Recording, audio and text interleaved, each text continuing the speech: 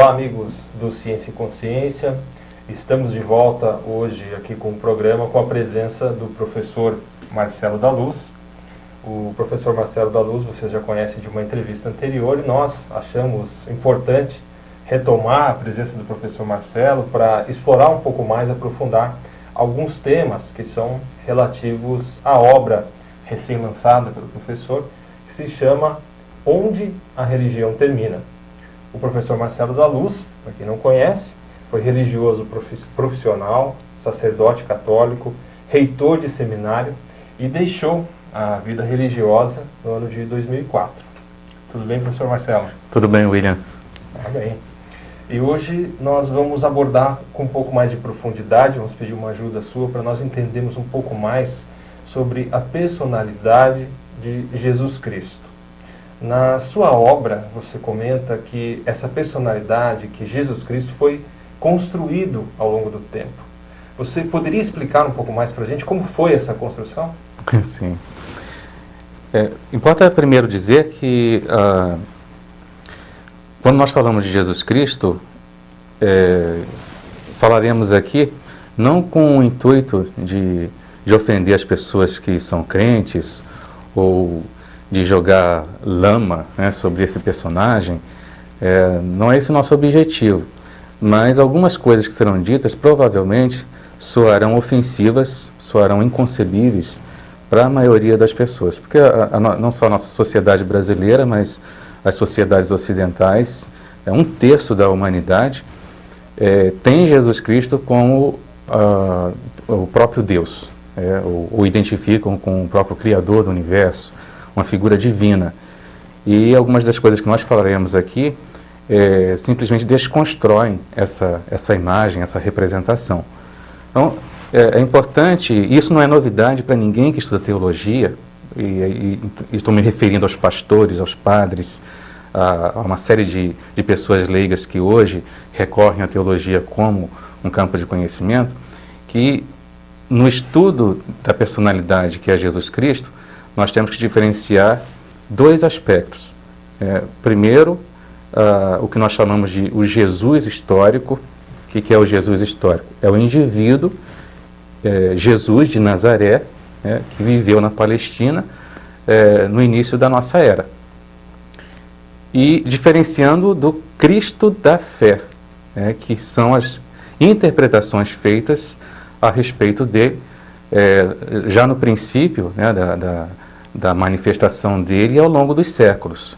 Então, o indivíduo Jesus existiu concretamente, sobre ele temos muito poucas informações. Mas é certo que existiu. É certo que existiu. Existem, como para todos os personagens da antiguidade, personagens assim chave, podemos lembrar o próprio Sócrates, figuras que não deixaram algo escrito, como Jesus não deixou nada escrito de próprio punho. E em certas épocas existem críticas ou desconfiança de que esses personagens teriam sido criados, mas existem mínimas, mas evidências assim, suficientes para que não possamos duvidar da existência desse indivíduo concreto. Agora, o salto de pensamento, e considerar esse indivíduo como alguém divino, nisso está todo o problema. Então, o Cristo da fé, porque Jesus Cristo não é um nome próprio. Jesus de Nazaré, geralmente os personagens da antiguidade eram conhecidos pelo local de origem, Nazaré, a cidade na Palestina. E agora, Jesus Cristo é um título honorífico, Jesus o Salvador, o Jesus o ungido, é uma tradução de uma expressão hebraica, o Messias. Então, Jesus Cristo é aquele que é ungido, ou o Salvador do mundo, alguém divinizado. Então, nós temos que diferenciar esses dois aspectos, nesse personagem que nós conhecemos como Jesus.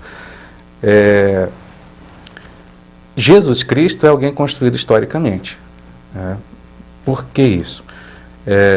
Se nós observarmos os evangelhos que nós chamamos de canônicos, são os 4 evangelhos oficiais, você encontra na Bíblia cristã, seja na versão católica como na versão protestante, embora tenham existido dezenas de outros evangelhos que não entraram nessa lista oficial.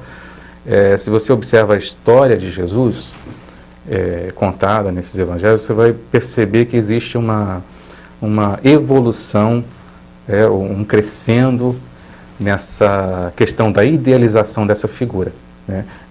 Da consideração de que ele era um homem excepcional, um homem carismático, alguém que exercia uma influência grande sobre as pessoas, a paulatina, a gradual consideração de que ele era divino.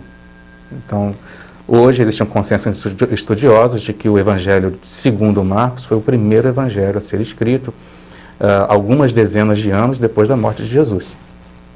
Então, até esse ponto, você tem histórias de pescadores. Você sabe histórias de pescadores, como os pescadores contam histórias, né? Todos os seguidores de Jesus eram pescadores. Então, ao longo de 30, 40 anos, né, você teve uma tradição oral. Ali pelo ano, só pelo ano 70, e isso aí é uma questão de debate entre os pesquisadores, você vai ter o primeiro evangelho, que é o Evangelho de Marcos. Ali, você tem sempre a consideração de Jesus como o Filho do Homem. Agora, mas bem nesse ponto, existiu então um período em que a gente poderia dizer assim, que Jesus se tornou uma espécie de lenda que passava de boca em boca entre as pessoas, e um período onde essa personalidade começou a ser construída planejadamente por outras pessoas? Isso aconteceu ou não? Sim, aconteceu. Antes dos evangelhos canônicos, por exemplo, antes do Evangelho de Marcos, nós já tínhamos alguns escritos que hoje estão no Novo Testamento. São as chamadas epístolas, cartas, a maioria delas atribuídas a Paulo. Nem todas foram escritas por Paulo, né? Uma série delas são apenas atribuídas a ele. Eram cartas esporádicas enviadas a certas comunidades que ele dirigia. O núcleo da mensagem de Paulo é a ressurreição de Jesus, morte e ressurreição de Jesus, como elemento fundamental para a redenção do mundo e dos seres humanos. Mas em nenhum momento Paulo considera Jesus como Deus. Ele considera Jesus como alguém muito próximo do Deus hebraico, mas jamais como Deus. Mas existe todo um enaltecimento dessa figura como mediador único e sem o qual nós não teríamos a salvação. Mas em nenhum momento ele é apresentado como Deus. No Evangelho de Marcos, que é o primeiro, ele é considerado Filho de Deus. Mas sobre você nem imagina o volume de literatura que já foi escrito sobre isso. O que significa esse Filho de Deus? Os evangelhos seguintes, Mateus e Lucas, são praticamente cópias de Marcos. A maior parte do material que está neles vem de Marcos. E existe uma certa porção que vem de outras fontes. Mas eles também não chegam a afirmar a divindade de Jesus. Essa afirmação da divindade vai acontecer com o Evangelho de João, que é o evangelho mais tardio, data aí do ano 100. Alguns estudiosos chegam a projetar a data de redação desse evangelho para o ano 110. Então, esses evangelhos todos aconteceram, foram escritos num período de mais ou menos um século, é isso? Exato. E em concomitância, outros evangelhos foram escritos, também muitos outros também mais tardios, durante a maior parte da história esse material ficou perdido, mas hoje nós temos condições de comparar uma série de escritos que não entraram nessa lista. Mas só para resumir isso que nós estamos, esse crescendo na idealização, no Evangelho de Marcos, que é o primeiro, Jesus ele é apresentado como ungido, como Filho de Deus, ele é apresentado como alguém especial a partir do batismo. A missão dele como enviado especial começa no batismo. No Rio Jordão, João Batista, os personagens são conhecidos. Em Mateus e Lucas, essa eleição divina começa no seio materno. Então já há uma regressão. No Evangelho de João, ele aparece como alguém já divinizado, desde o início do universo. Então, quanto mais o tempo passa, mais existe essa idealização da figura. Tá? Ele vai se tornando menos homem, menos humano, Menos humano, se tornando mais divino. Mais divino. Mas essa interpretação que aparece no Evangelho de João, ela não era única. Né? As interpretações sobre Jesus eram tantas quantas eram seus seguidores. Existiam outras correntes no princípio ali do século II, século III, os famosos cristãos gnósticos, eram uma série de tendências diferentes, existe uma complexidade de estudos sobre isso. Essas interpretações divergentes, tá, elas não capacitam, não capacitavam os cristãos a terem uma visão unívoca sobre Jesus. Então, o que hoje qualquer cristão que você encontra aí na rua, né, a maioria da sociedade brasileira professa o cristianismo, as pessoas têm uma ideia ingênua, né, de que essa revelação de que Jesus é a segunda pessoa da Santíssima Trindade, que Ele é Deus, né, que Ele trouxe uma mensagem de salvação, que Ele morreu pela humanidade. Isso aí é uma mensagem unívoca, né, uma mensagem clara, direta, confiada a um grupo, que era o grupo dos apóstolos, que fundaram a igreja, e que hoje todos os clérigos são representantes dessa primeira família, né, de mensageiros. As pessoas têm essa ideia ingênua dessa linha de continuidade. Jamais, isso é uma coisa que incomoda, vai incomodar. Incomoda, mas não são ignorantes disso, os que estudam teologia, né, jamais houve uniformidade de pensamento no cristianismo.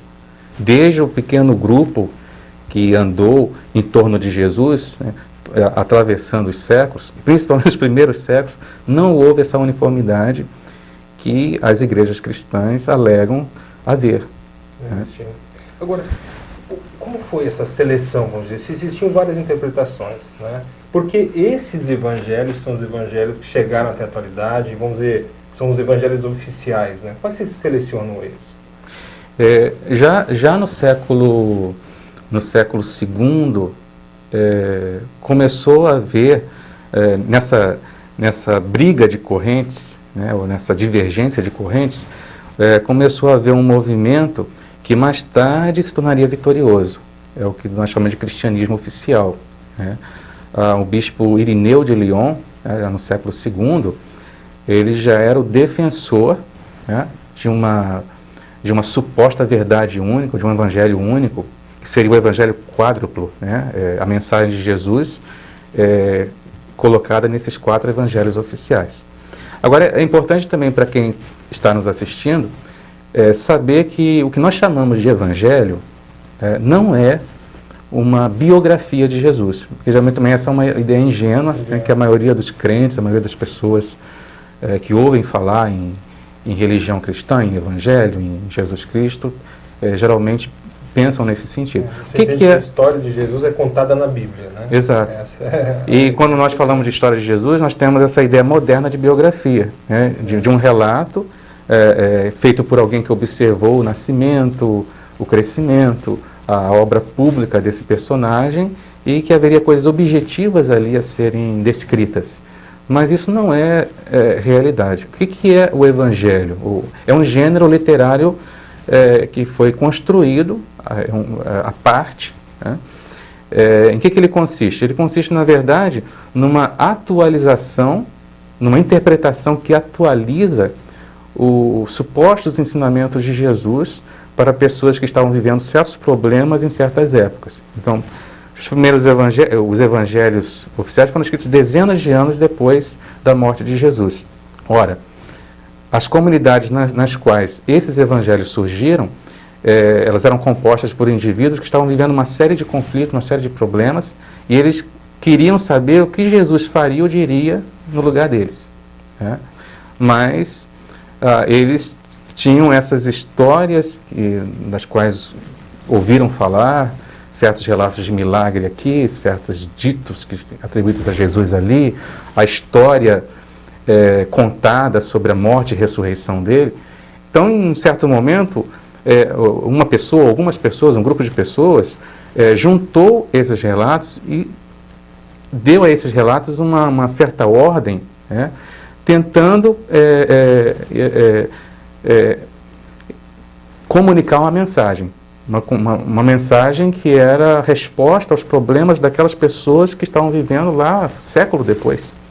E que daí você entendia que hoje, por exemplo, uma missa, a pessoa que assiste uma missa, ela entende como se a própria personalidade de Jesus Cristo houvesse falado aquelas ideias, ele mesmo tivesse contado aquilo, e de certa forma a pessoa passa a dar até uma confiança então àquelas palavras, porque ela imagina ter vindo de Jesus Cristo, essa personalidade que tem um significado especial, divino, vamos dizer assim. Exato. Só um exemplo para o pessoal entender, né, do que a gente está falando. Todo mundo já ouviu falar daquela famosa história, que geralmente se conta na Semana Santa, de Pedro que chora depois que o galo canta. Né? Ele negaria Jesus 3 vezes antes que o galo cantasse 2 vezes. E todo mundo já ouviu, mesmo quem não é cristão, quem nunca foi cristão, já ouviu falar dessa história. Ora, as pessoas, quando essa história é lida ou contada durante a Semana Santa, elas imaginam aquela cena acontecendo. Né? Mas veja, isso não ocorreu historicamente. Por que essa história foi contada? Porque os cristãos lá do ano 90, 100, 110, ali no contexto do Evangelho de João, em certas situações estavam já sendo perseguidos. Tá? E na perseguição, eles eram obrigados a renunciar ao nome de Jesus, a renunciar ao seguimento de Cristo. E já havia toda uma campanha entre a corrente que mais tarde se tornaria a corrente oficial, de radicalizar uma postura, né, de que aqueles que fossem perseguidos e presos deveriam insistir, né, na afirmação da fé em Jesus, serem torturados e mortos, tornando-se mártires. Né? É uma solução bastante radical para espalhar, né, ainda mais essa fé, e de forma que quem sofria tortura e morte era muito reverenciado, era muito admirado na comunidade. Mas quem fraquejava e voltava atrás, essas pessoas sofriam preconceito, sofriam pressão, né? Muitas vezes tinham seu retorno impedido. Né? Então havia esse problema. O que fazer com as pessoas que fraquejaram diante da ameaça de tortura, de prisão, de morte, né? E que negaram Cristo? Então, o evangelista, ou o grupo de pessoas que redigiram isso, imaginam essa cena em que Pedro, que teria sido o principal apóstolo, né, o mais próximo de Cristo, aquele a quem foi confiado uma série de tarefas, né, o mais importante entre os apóstolos, ele traiu Jesus. Ele disse que não era seguidor dele, quer dizer, reproduzindo aquela situação que muitos cristãos estavam vivendo naquele momento. E ele chora amargamente, se arrepende, mais tarde ele é chamado pelo próprio Cristo para apacentar as suas ovelhas, para ser o chefe, né, da igreja, etc. Então aquele que foi o principal apóstolo foi capaz de traí-lo e voltar. Né? Então esse retorno também deveria ser concedido aos outros que estavam vivendo naquele momento. Então veja, é uma situação criada. Né? Ela não aconteceu. Mas é como se você estivesse recriando esse personagem, Jesus, né, numa situação totalmente nova, e ele está comunicando uma mensagem para as pessoas no presente. O Evangelho é isso. Né? E é difícil você não imagina o volume de coisas que já foram, as bibliotecas inteiras. É bem nesse ponto que eu quero segurar aqui um pouquinho, Marcelo, que nós vamos ter um intervalo aqui, só que quando a gente retornar, eu quero ver contigo o seguinte: qual é a porcentagem, afinal de contas, desses evangelhos que a gente pode considerar, então, como um fato, como uma realidade? Então, só um pouquinho, aguarde a gente aí, que nós já retornamos e a gente vai dar uma olhada nisso aqui com o Marcelo.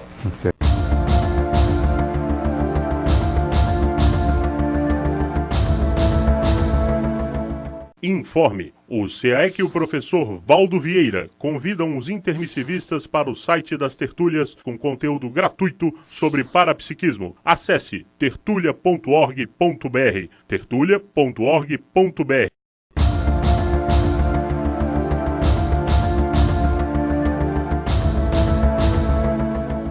Olá, estamos de volta no programa Ciência e Consciência aqui com o professor Marcelo da Luz. E no bloco anterior, Marcelo, a gente deixou aqui, né, quicando em frente ao gol essa pergunta para você.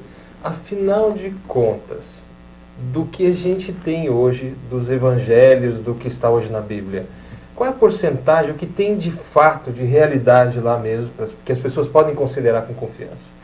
Eu vinha dizendo para você, você não imagina o volume de literatura que já foi escrita sobre esse tema, tentando justamente diferenciar o Jesus histórico do Cristo da fé.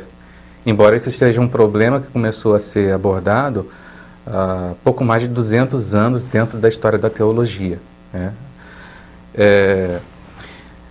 Olha, existe um grupo que foi fundado nos Estados Unidos, um grupo de estudos, chamado The Jesus Seminar, ou Simpósio de Jesus. É um grupo formado por uma série de pesquisadores de ponta, alguns deles muito conhecidos. Claro, não são todos os pesquisadores, é um grupo, né, que tem uma afinidade de pesquisa, e eles se propõem justamente a tentar vasculhar e separar aquilo que teria sido originalmente proferido por Jesus daquilo que foi acrescentado, daquilo que é a interpretação póstuma, daquilo que é invencionice teológica, né? Vamos ser bem claros. Segundo as pesquisas desse simpósio, cerca de 18% do que está nos evangelhos canônicos viria do Jesus histórico. Teria uma relação direta com Jesus histórico. Essa pergunta que eu fiz aqui, vamos dizer, inventei a questão na hora, na verdade, ela está sendo respondida. Existe um grupo que está pesquisando e ele quer saber exatamente a porcentagem daquilo que é fato e daquilo que foi uma invencionice. Exato. Mas não é só esse grupo, existe uma miríade de pesquisadores concentrados nesse tema. Agora, esse grupo assumiu uma postura bastante crítica e bastante aberta. Esse seminário, a cada 2 anos, ele é aberto ao público, as pessoas podem assistir às apresentações, podem participar, podem opinar. E esse grupo chegou a essa conclusão. E esses estudos estão em curso, 18%. Cerca de 18%. Do que existe hoje nos evangelhos pode ser considerado como um fato que realmente aconteceu? Seria essa a interpretação correta? Em alguns momentos você pode falar de fatos que estão à base de certos relatos. Por exemplo, é certo que Jesus realizou algumas curas, né? Mas não exatamente do modo como estão descritas ali. Se você olhar para o Evangelho de João, os relatos eles são simbólicos, né? Você percebe toda uma estrutura montada em torno de 7 sinais ou 7 milagres, e cada um deles tem um objetivo, uma mensagem por trás. E existe um paralelismo depois com certas afirmações sobre a divindade de Jesus. Então, é uma coisa muito bem montada para comunicar aquilo que seria o objeto da fé, né? Mas existe um fundo. Jesus teria, por exemplo, curado algum cego? Sim, muito provavelmente. Agora, toda a carga que vem no relato, né, os detalhes, a narrativa em si, e na maioria das vezes essas narrativas são inventadas com o propósito de atualizar aquela mensagem para os presentes. Então, mas muitos outros pesquisadores estudam o mesmo objeto, porém com opiniões divergentes. Nem todos os pesquisadores concordam com o simpósio de Jesus. Então existe uma briga muito grande em relação a isso. Mas qual é a importância disso para nós? É que não existe um consenso sobre quem é esse... Veja, Jesus Cristo é considerado por 1/3 da humanidade Deus. O modelo absoluto de perfeição para todo o ser humano. Isso significa, se você não adequar seus projetos de vida com os planos de Cristo, você não alcançará a salvação eterna. E esses planos que a gente tem 18% apenas mais próximo de fatos. Exato. Ou de coisas que ele teria dito. E muitas dessas coisas não estão encadeadas, são pensamentos esparsos, né? Não existe um consenso entre os próprios pesquisadores sobre quem foi esse personagem e o que ele teria realmente feito ou dito. Tá? Isso é fato. Tá? Não há ninguém que estude teologia que possa negar isso. Se você procura os cristãos simplórios, as pessoas que não têm estudo, as pessoas que simplesmente são fiéis em suas igrejas, elas também terão suas próprias interpretações sobre esse personagem, tá? Que vão, na maioria das vezes, divergir daquilo que é a doutrina oficial de suas próprias igrejas. Então, se você olhar... Existe um aspecto além, vamos ver se a gente entende bem aqui. Primeiro, aquilo que vem dos evangelhos, em torno de 18%, imagina-se que possa ter uma relação mais direta com os fatos. O restante tem bastante invenção e construção de ideias que possa formar uma doutrina, um conjunto de dogmas, algo nesse sentido. Sim. Além disso, ainda existe a situação da interpretação subjetiva, ou seja, quando eu tenho contato com essas histórias todas, eu ainda formo a minha ideia de quem vem a ser essa personalidade. Exato. É nesse sentido. Um detalhe importante. Em 2006, foi publicado nos Estados Unidos o Atlas das Religiões. E, baseado em pesquisa bastante acurada, nós temos a informação de 2006, naquele ano de 2006, havia pelo menos no planeta Terra 33.800 seitas cristãs diferentes. Isso significa 33.800 interpretações diferentes de quem é essa personalidade, Cristo, que supostamente é a referência para toda a vida no universo. Alguma coisa está errada, William. Alguma coisa está errada. Se você parar para pensar, bastariam 2 ou 3 interpretações para você já problematizar, para ter problema. Agora, 33.800 em 2006, provavelmente teremos mais, nós estamos em 2010. Alguma coisa está errada. Agora, se você, como eu falei, aborda um cristão comum, ele vai ter sua representação, a sua fantasia sobre essa personalidade. Eu posso referir a mim mesmo. Eu baseei minha vida em Jesus Cristo a maior parte do tempo. Eu saí há 6 anos da vida religiosa, da vida sacerdotal. Eu busquei Jesus Cristo intensamente. Eu busquei Jesus Cristo como o sentido da minha vida e busquei fundo. Né? E quando eu era criança, quando eu era jovem, eu tinha você imagina Jesus como alguém que tem todas as características de um ser humano o mais terno possível, né? Inclusive alguns teólogos assim, mais modernos falam assim, ele é Deus porque não há ninguém humano quanto ele. Quer dizer, alguém que tem todas as características do ser humano otimal, né? Ou ser humano ótimo. E aí você já percebe o quanto que esse imaginário sobre Cristo está muito baseado naquilo que são os nossos desejos de realização ou as nossas expectativas. Né? Agora, Marcelo, no seu caso, quantos anos você estava com um profissional religioso, vamos dizer, da religião? Foram 20 anos no total. Eu fiz o noviciado em 1980. Esse noviciado é uma etapa crucial dentro da vida religiosa, na qual você se torna religioso, alguém que professa os conselhos evangélicos. Então você promete pautar toda a sua vida no Evangelho segundo os conselhos da pobreza, castidade e obediência. E enquanto isso você vai fazendo os cursos superiores de filosofia e teologia. Ao final da teologia você é ordenado sacerdote. Meu período de estudos no seminário, em vários seminários e em vários países, inclusive, durou 10 anos. Tornei-me sacerdote e durante mais 10 anos atuei como sacerdote. Quando eu falo atuei como sacerdote, celebrei missa, celebrei casamento, celebrei batizado.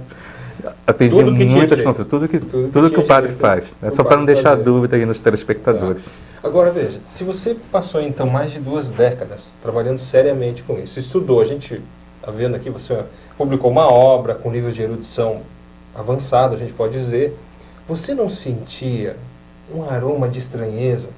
Isso. Sabe esse problema que a gente está falando das interpretações? Você não sentia isso? Ou seja, aquelas pessoas, assim como você, que viveram a condição do seguimento de Jesus, né? A condição de seguir Jesus e suas ideias. Como fica isso? Como foi para você? Isso me parece uma grande crise quando eu imagino essa condição, né? Exato.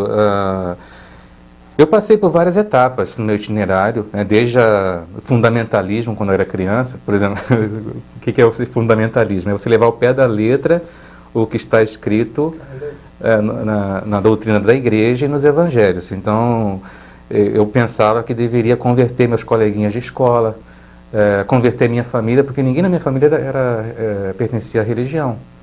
Então, eu fui à catequese por minha própria iniciativa, fui coroinha pela minha própria iniciativa, de cumprir aquelas etapas, né, que os jovens católicos cumprem, e eu queria converter o pessoal. Desde uma etapa tão fundamentalista como essa, atravessei uma série de tendências, de interpretações, até chegar a um nível de abertismo bem maior. Mas nesse meio do caminho, vou só contar um episódio, eu fui diretor espiritual, já como padre, de um movimento muito famoso aqui no Brasil, chamado o Cursilho de Cristandade. O que é o Cursilho de Cristandade? Para quem não conhece, é um movimento feito por leigos que procura assim, evangelizar ou doutrinar as pessoas que estão assim mais ou menos, estão meio mornas, né? Então você recolhe esse pessoal, junta num centro, numa casa de retiros, né? Essas pessoas ficam 4 dias encerradas ali e é uma atividade atrás da outra, uma palestra atrás da outra, e você incute os dogmas fundamentais da igreja nas pessoas durante todo esse período. Eu fui diretor espiritual desse movimento numa certa região do país durante algum tempo, alguns anos. Algumas palestras dentro do cursilho são chave, e uma das palestras principais é essa, Jesus Cristo. Quem é Jesus Cristo? Então, existe uma série de atividades que preparam até você chegar àquela palestra. Ela deveria ser assim, um coração, né, de todo aquele trabalho. Ponto alto, vamos dizer. Ponto alto. Mas nem todas as palestras são dadas por padres. Os padres devem dar algumas, mas a maioria dos pronunciamentos devem ser feitos por leigos, para que os leigos vejam pessoas como eles que chegaram àquelas conclusões. Mas eu era muito zeloso nesse trabalho, então eu treinava o pessoal. E eu procurava incutir neles uma visão mais, uma visão teológica mais moderna, que eles pudessem... O que é essa visão teológica mais moderna? Porque geralmente, hoje eu convivo com pessoas que, muitas delas não passaram pela religião nessa vida, outras há muito tempo, ou outras tiveram assim, aquele conhecimento do catecismo, né, que era feito antigamente, que é aquela visão muito piegas, né, aquela visão assim, de uma religiosidade que é feita só de rezar alguma coisa, né? Não existe nenhum tipo de reflexão, não existe nenhum tipo de atualização disso para o mundo moderno, né? E eu, como alguém que sempre procurei estudar mais a fundo, me preocupava com o modo como as pessoas entendiam a fé, né? Procurava torná-la assim mais concreta para as pessoas, eu queria então levar principalmente para essa pessoa que deveria fazer a palestra sobre Jesus Cristo, alguma coisa que realmente impressionasse, que realmente tornasse assim, tangível, né, essa figura divina. Mas aí eu comecei a perceber que a minha ideia, ou a minha fantasia sobre Jesus Cristo, era inatingível, porque aquelas pessoas não tinham nível de estudos e de leitura, de educação, não passaram pelas mesmas etapas que eu havia passado. Para elas, aquela interpretação subjetiva que a gente estava falando, sim, sua, sim, você não conseguiria fazer com que essas pessoas chegassem, sim, até essa interpretação, sim, subjetiva também. Sim. Então eu não conseguia fazer isso. Então eu levei um choque quando eu vi a apresentação do rapaz, foi muito bem intencionado, mas ele repetiu as histórias que estavam no Evangelho e disse assim: eu encontrei Jesus Cristo, isso mudou a minha vida. Mas eu pensei, o que ele encontrou realmente? O que eu encontrei realmente? Porque, na verdade, o que ele está repetindo é alguma coisa que alguém falou para ele. E alguém falou para esse alguém anteriormente. Né? E, na minha percepção, era algo muito superficial. Eu falei, isso não é suficiente para alguém mudar a sua própria vida. Né? Nós temos um intervalo agora, e daqui a pouquinho nós vamos voltar, rapidinho. E a gente vai explorar um pouco mais essa questão da pessoa, então, que está no segmento de Jesus Cristo, ou seja, ela segue essa personalidade, ela entende que essa personalidade está guiando, né?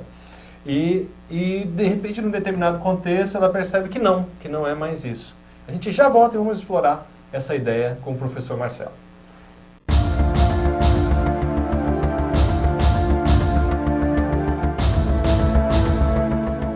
Informe. O SEAEC e o professor Valdo Vieira convidam os intermissivistas para o site das tertúlias com conteúdo gratuito sobre parapsiquismo. Acesse tertulia.org.br, tertulia.org.br.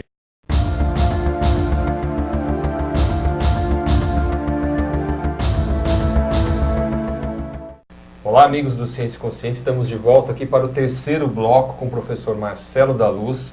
Muito interessante aqui a entrevista. E eu gostaria de pegar daquele ponto onde nós estávamos, Marcelo, ou seja, da pessoa que estava na condição do segmento de Jesus Cristo e num determinado contexto, por uma razão ou outra, e até você poderia nos ajudar a entender que razões fazem uma pessoa passar por isso, de achar que não é o caso de continuar a seguir, então, essa personalidade que é Jesus Cristo. Então, dessa percepção de que, na verdade, o que nós tínhamos, e que eu também tinha, de Jesus, era simplesmente uma representação, simplesmente uma fantasia, podemos dizer assim, eu comecei a perceber que eu também tinha dificuldade, em certos momentos, principalmente quando eu precisava explicar certas coisas que eu gostaria de explicar para as pessoas, gostaria de orientá-las para um senso ético mais avançado, gostaria de ir um pouco mais fundo nos problemas que elas apresentavam, gostaria de dizer coisas mais profundas do que para que elas pudessem acertar mais na vida, um pouco aquele sonho que eu tinha como padre, e eu percebia que eu não conseguia encontrar nos evangelhos fontes suficientes para isso.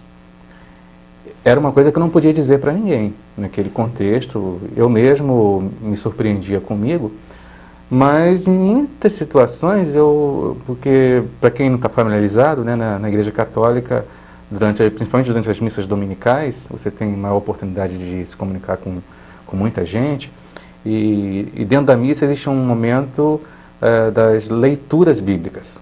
Então, essas leituras já são pré-selecionadas pela própria igreja, existe todo um calendário que você tem que seguir, né? Então, os evangelhos são lidos pouco a pouco, até que se chegue ao fim, depois você inicia um outro ciclo. E essas leituras não podem ser mudadas. Então, em certas ocasiões, a mensagem a ser dada era uma, mas a leitura não ajudava. Não ajudava. Porque eu percebi uma série de coisas que tornava difícil justamente explicar aquela mensagem, porque o texto se prestava a má interpretação, ou a confusão, ou mesmo a mensagem contrária. Então, por exemplo, como é que eu poderia apresentar Jesus como o protótipo do pacifista, ou de alguém que representava muito para o mundo e deveria ser reconhecido pelo mundo como Salvador, e que teria uma mensagem de paz num mundo tão conflituoso e guerras explodindo a todo momento, em todo lugar, se eu me deparava com um texto em que Jesus, por exemplo, recomenda aos discípulos que eles devem portar espadas, e que ele veio não para trazer a paz, mas para trazer a espada. E a pessoa que é cristã já reconheceu esse texto, está lá Então, lá no livro, eu elenquei uma série de coisas que nós podemos chamar de falhas no pensamento e na obra de Jesus Cristo. Vê, isso para a maioria das pessoas é inconcebível. Porque... Você poderia trazer algumas dessas Sim, falhas? Com certeza. Então, uma delas é essa que eu acabei de mencionar, que é o antipacifismo. Que é um outro aspecto que eu exploro no livro, numa série de capítulos, essa relação entre religião e violência, de como a mensagem bíblica ela é ambivalente. Você pode recavar trechos que fundamentam a paz e trechos que fundamentam a guerra. E, em certas situações, o mesmo texto pode dar as duas mensagens, as duas interpretações divergentes. E você, então, precisa retrabalhar, reinterpretar esses textos. Você encontra pessoas que vão dar uma interpretação muito diferente da sua. de forma que, se você pudesse tirar esse texto fora e ler uma outra coisa, seria preferível. É claro que a maioria dos padres não pensa desse modo, sequer às vezes enxergam esse problema, mas eu enxergava esse problema. Isso era terrível para mim. E como você passava por isso, Marcelo? Bom, eu estudava muito, procurava assim, os melhores comentários, os melhores exegetas, né, e procurava. Só que para você desbastar esses problemas, você precisa entrar em certos detalhes exegéticos, que é de interpretação da Escritura. E o povo não tem escolaridade para isso. Então eu me deparava muitas vezes com pessoas que diziam: mas o senhor está falando de uma coisa, é até bonito isso, mas isso não está escrito lá na Bíblia, o que está escrito é isso.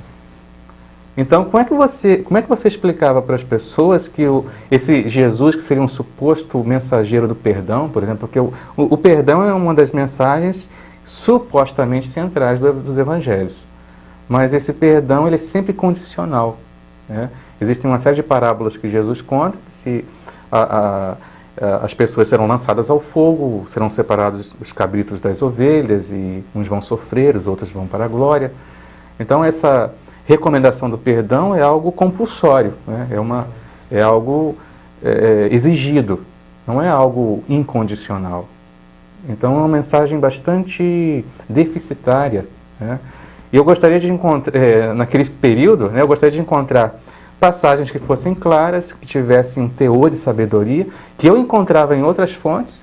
Lembre-se, eu ainda era religioso, né, naquele período, então eu lia coisas em outras tradições orientais, no budismo principalmente, zen budismo. Eu encontrava mensagens que cairiam como uma mão na luva para comunicar uma mensagem de que nós precisamos pautar nossa vida no ideal da paz, mas não conseguia fundamentar isso pelo Evangelho. E era bastante complicado passar por isso. Alguma vez você tentou fazer algo prático nesse sentido? Sim, eu era muito criativo no sentido, e para isso você tinha que até transgredir certas leis da igreja.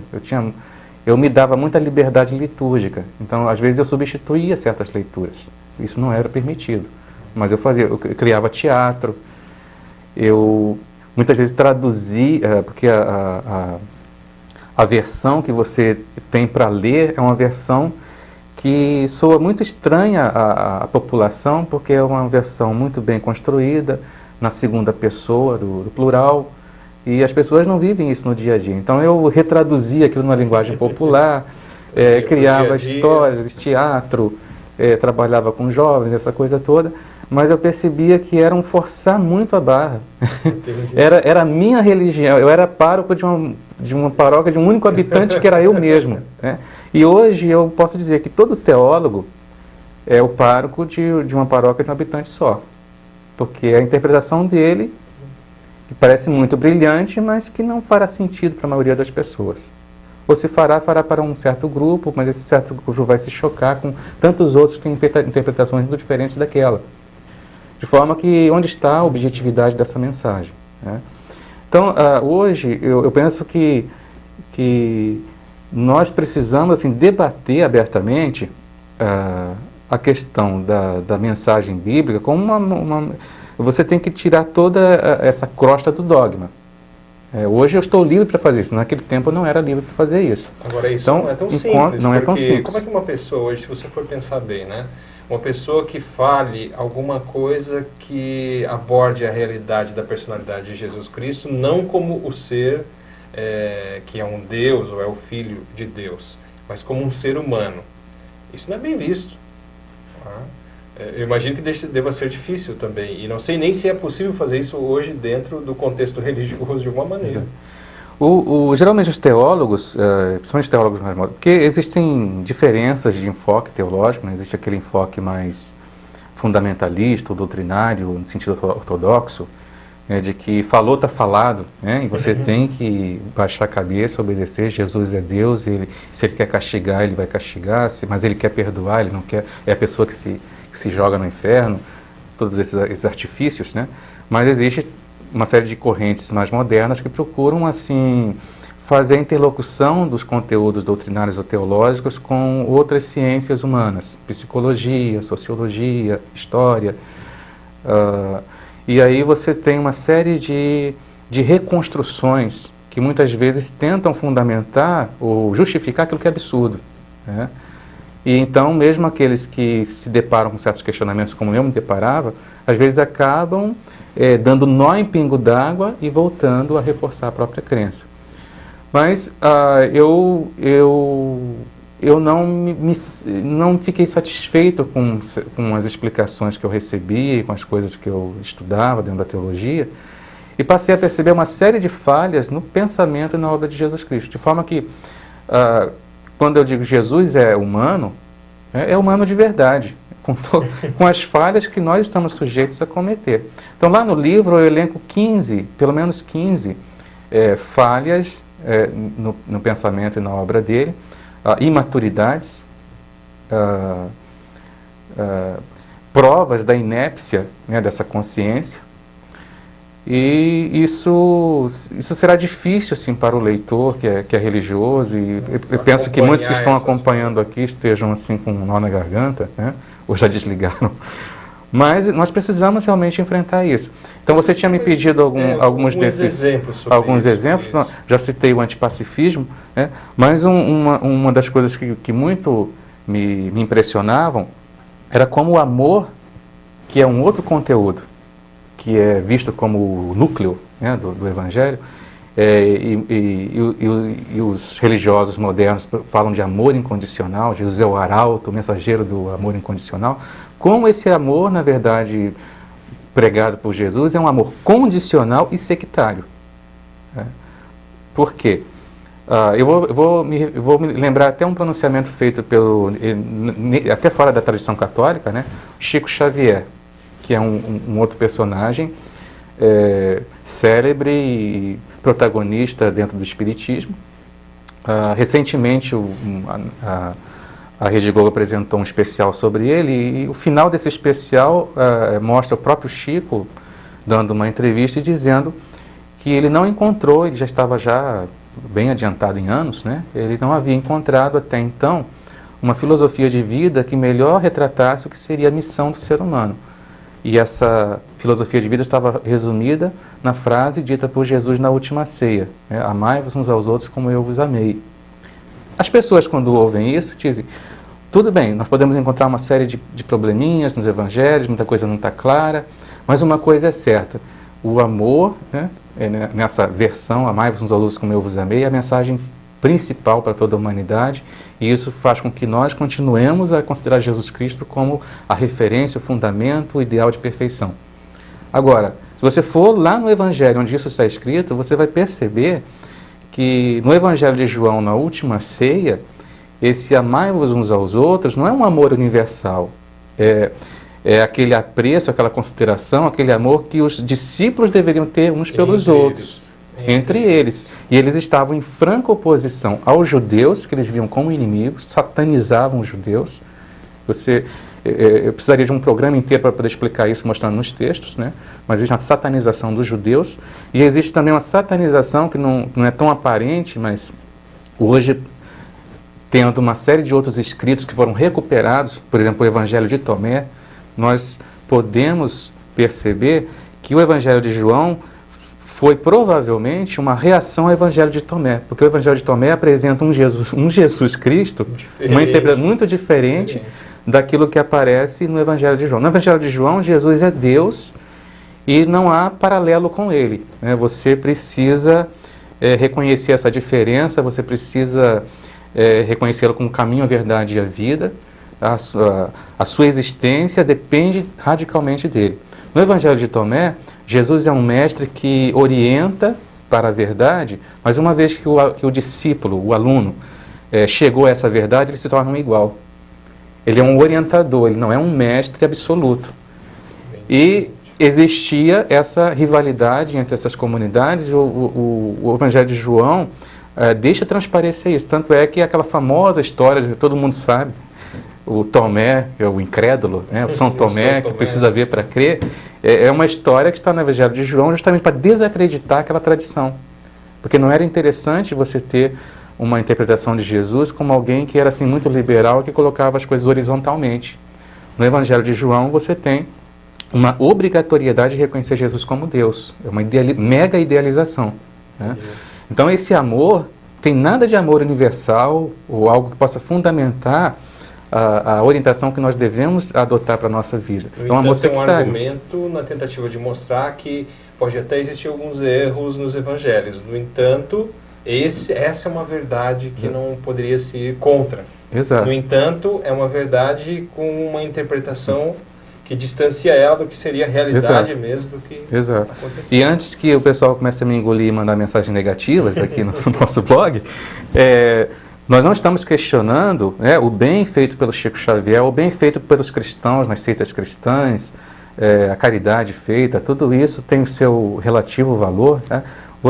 Só é ilegítimo você fundamentar, dar como justificativa para essas ações altruístas esse amor pregado no Evangelho, porque é um amor que leva a outra direção. E se você olhar na história, o que a pregação religiosa ocasionou? Muito conflito, muita guerra, muito teoterrorismo. Tá? A história repleta de episódios sangrentos justamente porque isso está lá no Evangelho como semente. Isso é uma coisa muito séria, William. E uma vez que a pessoa percebe isso, eu penso que seja muito desconfortável conviver com isso e querer evitar isso, discutir isso. Mas isso é apenas um dos aspectos, tá? Eu posso falar que Jesus... aí as pessoas falam, a prova da divindade de Jesus eram os milagres. Mas se nós formos analisar profundamente o fenômeno, nós vamos ver que Jesus incorre, como tantos outros místicos incorreram, no engano parapsíquico. O que é esse engano parapsíquico? Esse engano parapsíquico é a condição de que... É você assumir a condição de que o desenvolvimento do parapsiquismo é algo íncito a qualquer um de nós. É uma capacidade da consciência, uma manifestação da consciência. Uma vez que você é capaz de se comunicar com dimensões extrafísicas ou vivenciar uma série de fenômenos que ultrapassam a materialidade do mundo, a condição corpórea, você faz isso enquanto um ser que é capaz de desenvolver algo que é inerente à nossa condição. E isso não significa que o que as pessoas chamam de poderes paranormais, ou poderes espirituais, ou fenômenos extrasensoriais, que eles sejam uma revelação divina ou sejam milagres, porque eles são coisas que estão dentro do próprio âmbito, da própria capacidade da consciência. Entendi. Então, muito da religião encontra origem na interpretação falsa de fenômenos parapsíquicos. Ou seja, os fenômenos podem ter acontecido realmente, em alguns casos até levado, por exemplo, a algum tipo de cura, que depois se chamou de milagre, talvez uma nova interpretação. E isso é uma coisa, isso seria um fato possível pelo que a gente estuda. Agora, outra coisa é a justificativa que se pode dar em cima desse fato. Exato. Por um exemplo concreto, alguém pode fazer uma projeção de consciência, ou desdobramento na linguagem espírita. E você vai encontrar outras consciências na dimensão extrafísica. Você retorna e se recorda disso. Foi uma projeção lúcida. Prova muito concreta para a pessoa que experimentou. Uma autoprova. Mas a pessoa acaba atribuindo aquilo que ele viu no extrafísico a condição da divindade. Encontrou seres de luz, anjos de luz, mensageiros celestiais. E ele começa então a estabelecer uma relação de subserviência ou de dependência em relação a essas consciências. Aí começa a nascer toda uma relação mística. Então Jesus atribui tudo o que ele faz enquanto fenômeno parapsíquico ao Pai, a figura de Deus. Então um poder sobre-humano. E ele não leva os seus seguidores a desenvolver essas capacidades. Ou se ele faz em alguns momentos, é sempre dizendo que esse poder vem do alto.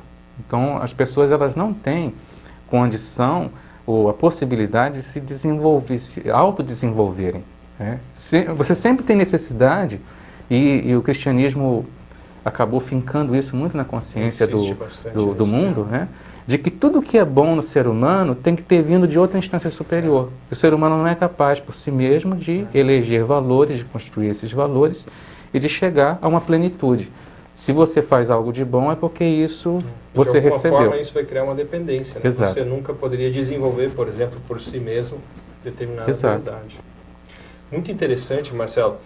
Nós estamos aqui, novamente, né, estamos vencendo aqui o tempo desse bloco, que é o terceiro bloco do programa. Eu acho importante a gente retornar aqui com o Marcelo, porque tem uma série de temas muito interessantes para a gente trabalhar. Então, eu quero te agradecer a presença nesse programa de hoje e também lembrar, né, nós vamos ter o lançamento da sua obra, né, a obra Onde a Religião Termina, é uma pergunta, né, onde a religião termina. E o lançamento vai ser no dia 5 de fevereiro. 5 de fevereiro. Nos assistindo 5 de fevereiro de 2011. 2011. Né? De 2011. Então, tá bom. Muito obrigado, Marcelo. Obrigado aí aos nossos espectadores. E até o próximo programa Ciência e Consciência.